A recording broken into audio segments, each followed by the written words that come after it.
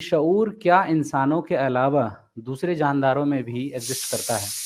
اور اگر کرتا ہے اس پر اسلامی موقف کیا ہے؟ اور اگر کرتا ہے تو اس کے مظاہرے کیا کیا ہے؟ سب سے پہلے تو ہیں جرنو ہندی. جی جناب، السلام علیکم. وعلیکم السلام ورحمۃ اللہ وبرکاتہ. کیسے ہیں آپ تمام لوگ؟ خیریت سے ہیں؟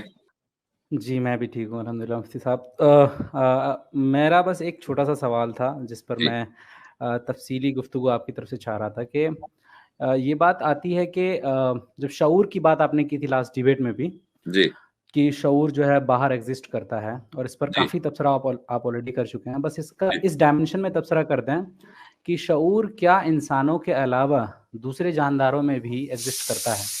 اور اگر کرتا ہے اس پر اسلامی موقف کیا ہے؟ اور اگر کرتا ہے تو اس کے مظاہرے کیا کیا ہے اس کے، اور اس کو کیسے سمجھا جا سکتا ہے کیا، اور کیا ماڈرن سائنس اس کا اقرار کرتی ہے؟ میری اپنی اسٹڈی تو بتاتی ہے کہ ماڈرن سائنس کہیں نہ کہیں اس طرف الینیٹ دکھتی ہے کہ جو جی ہے ہاں. دوسرے جانداروں میں بھی شعور ہے. تو بتائیں.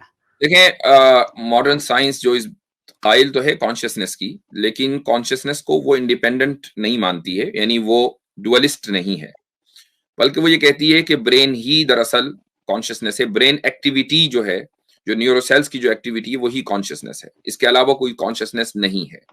اور چونکہ جانداروں میں جو دوسرے جاندار ہیں، حیوانات ہیں، ان میں بھی برین ہے، ان کے اندر بھی نیورونز ہیں، ان میں بھی برین سیلز ہیں، تو ان میں بھی ایکٹیویٹی ہوتی ہے، لہٰذا ان کا بھی شعور ہے.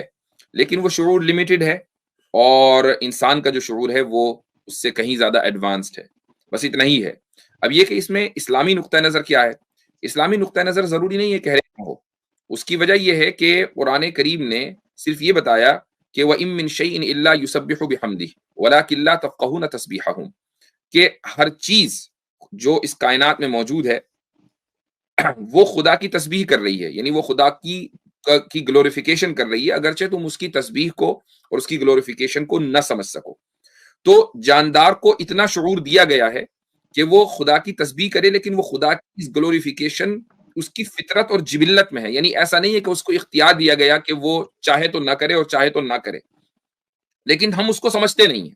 ہم اس کی وجہ یہ ہے کہ جانور سے ہم کمیونیکیٹ کر ہی نہیں سکتے. تو اب یہاں صرف اتنا ہی بتایا گیا ہمیں دوسری چیزوں کے بارے میں. اس کا مطلب یہ ہے کہ اس کا جو شعور ہے وہ بہت ہی زیادہ لمیٹڈ ہے، اس لیے اس کو اختیار نہیں دیا گیا. اگر اس کے پاس بھی اختیار ہوتا تو اس کے پاس بھی جو شعور ہے وہ ایڈوانسڈ ہوتا.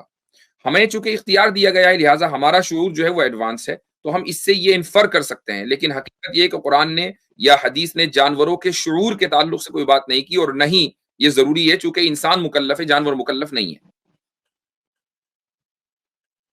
جی ماشاء اللہ، بہت شکریہ.